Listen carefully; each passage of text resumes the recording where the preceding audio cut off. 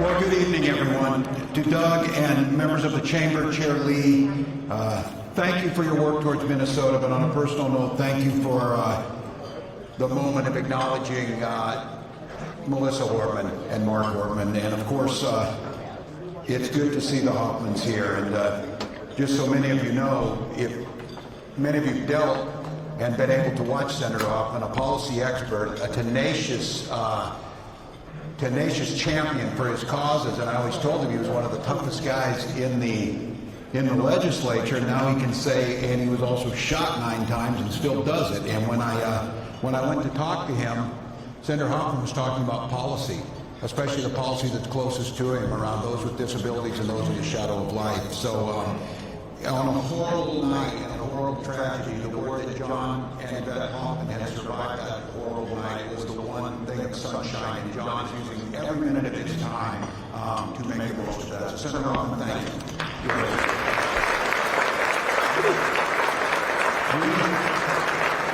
We pause today up the Capitol and have ceremony for Melissa. When I say we, the legislators, the constitutional officers, former legislators, the staff, we're all in that room. And for many of us, myself included, the first time I was in there since I've been governor without Melissa Hortman, someone who was a trusted partner. But as I said, she understood we had very distinct roles. She was Speaker of the House. She was not just Leader of the DFL House, she was Speaker of the House.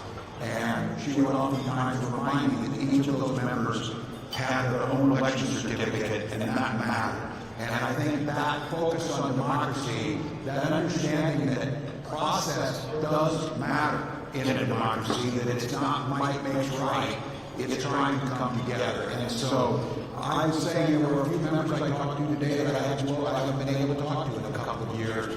And I think the mood was one that Minnesota has had our challenges. And I think the order of the day is, what now? What do we do now? The world got to see in Minnesota, they didn't really know that for a lot of people we were flyover country.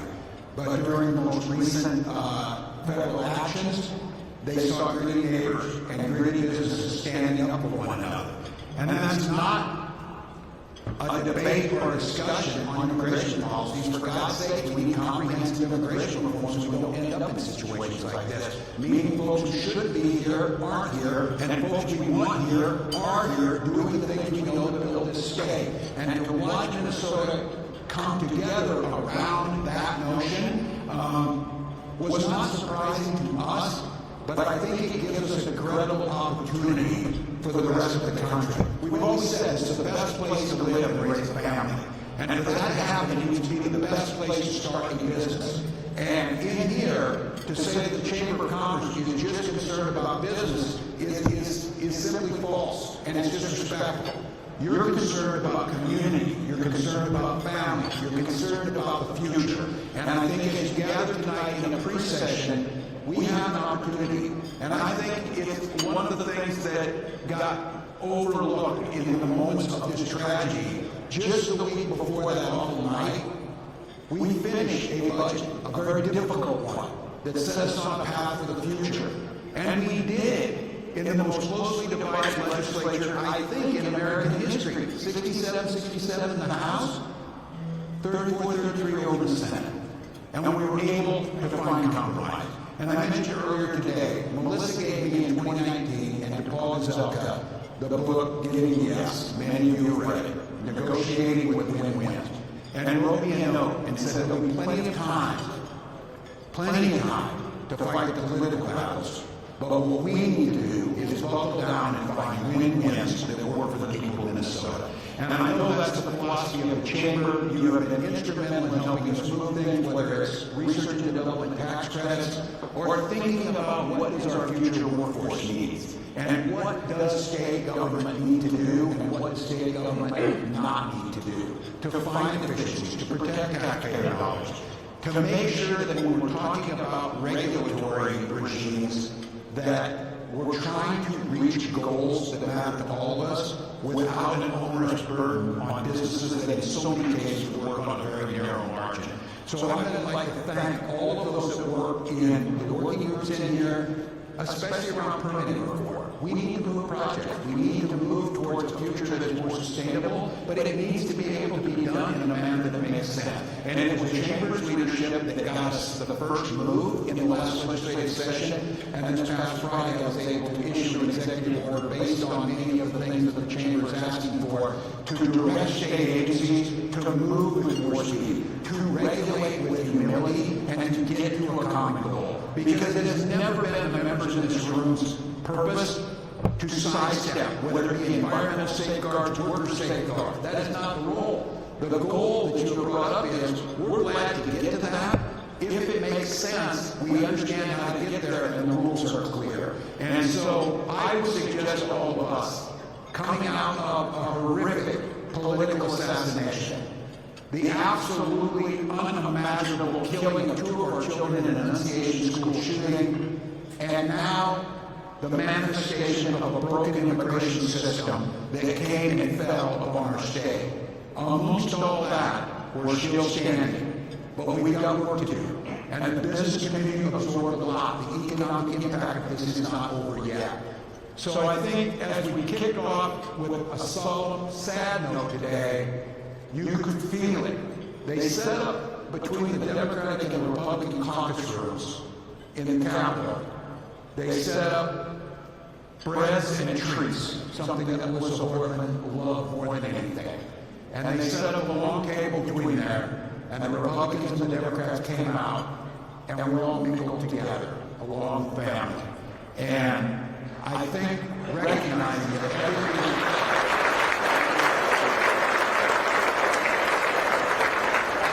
everything we do is a human endeavor. And I said each and every one of us to be reflective, to think how I can do better, do better, do better, bring folks together.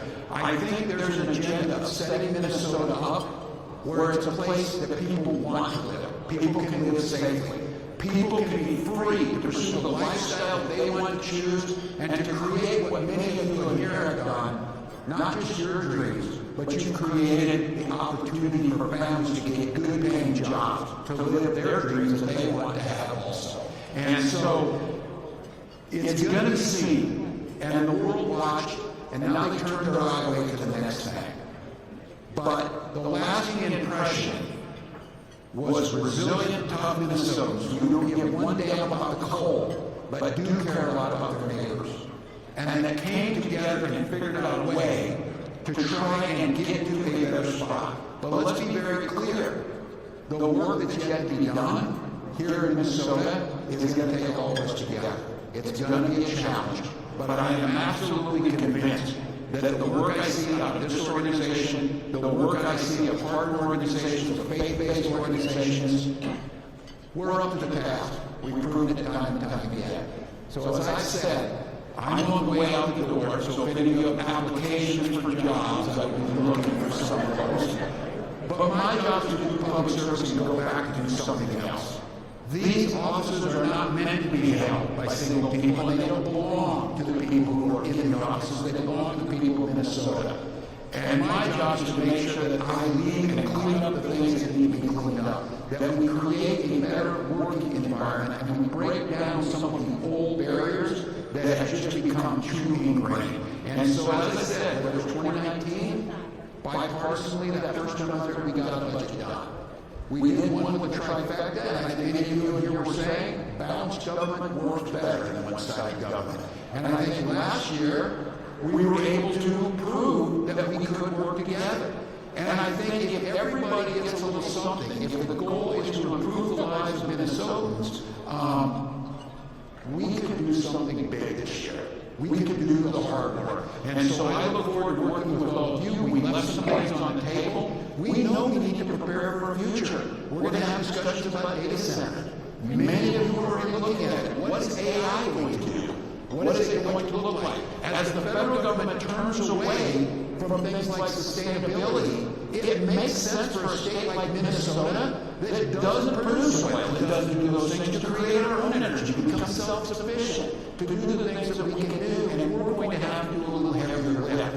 And I am convinced over the last month or so, a large portion of the country would rather have things look like neighbors working together and pulling down some of these barriers. So to the Chamber, thank you for the work you do. To each of you, I know this has been an incredibly challenging year, but the opportunity and the responsibility for us is to leave this world a little better than we found it, and we've got an opportunity to do that over the next 90 days, and I look forward to working with each and every one of you. Enjoy your evening.